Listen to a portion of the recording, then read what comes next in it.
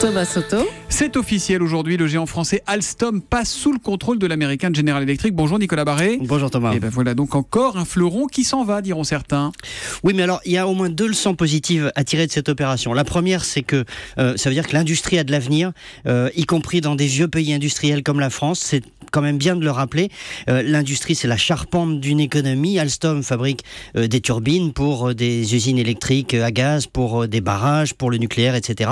Fabrique des éoliennes. Et derrière, il y a tout un tissu industriel qui va avec de sous-traitants. Donc c'est important. Et puis deuxième leçon, on a peut-être des tas de défauts en France. On a le code du travail le plus épais du monde. On a des impôts très élevés, etc. Mais il y a d'excellents ingénieurs, d'excellents chercheurs, un savoir-faire industriel de pointe. Et c'est aussi pour ça que les Américains viennent investir chez nous. Et ça, c'est important à dire. C'est un pays où on innove, la France. Voilà. D'accord, mais c'est quand même un centre de décision français qui passe sous contrôle étranger. Alors oui, et d'ailleurs, vous allez dire que une partie de nos géants industriels en A sont partis. C'est-à-dire Arcelor, Alcatel, Alstom. Heureusement, il reste Airbus et Air Liquide. Ceux-là, ils sont pas prêts de partir. Mais puis, il y en a d'autres qui sont partis comme Lafarge, etc. Alors pourquoi ? Parce que dans ce monde de l'industrie, il faut savoir bouger vite, prendre les bonnes décisions stratégiques.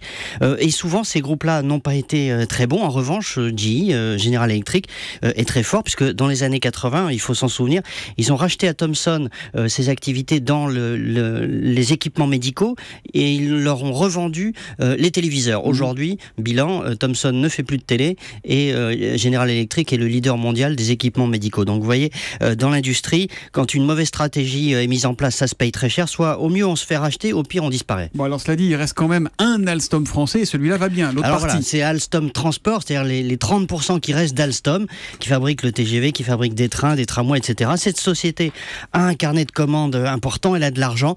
Maintenant, on espère qu'elle aura la bonne stratégie pour que ce soit elle qui rachète ses concurrents et non pas l'inverse. Voilà, les contrats sont bons. Il y a un dernier contrat de 50 locomotives pour les chemins de fer suisses, semble-t-il, qui est dans les tuyaux. Ça serait fabriqué entre Belfort et Ornans pour les moteurs. Tout à fait, contrat du métro de la Mecque, etc. Enfin, voilà. Il y a beaucoup de choses dans les tuyaux. Pour l'instant, ça va bien. On touche du bois. Nicolas Barré, l'édito Éco, tous les matins à 8h10 sur Europe 1. Même au milieu d'Alstom, il arrive à nous dire que le code du travail est trop épais, Nicolas. Il est quand même fort. Allez, à demain, Nicolas.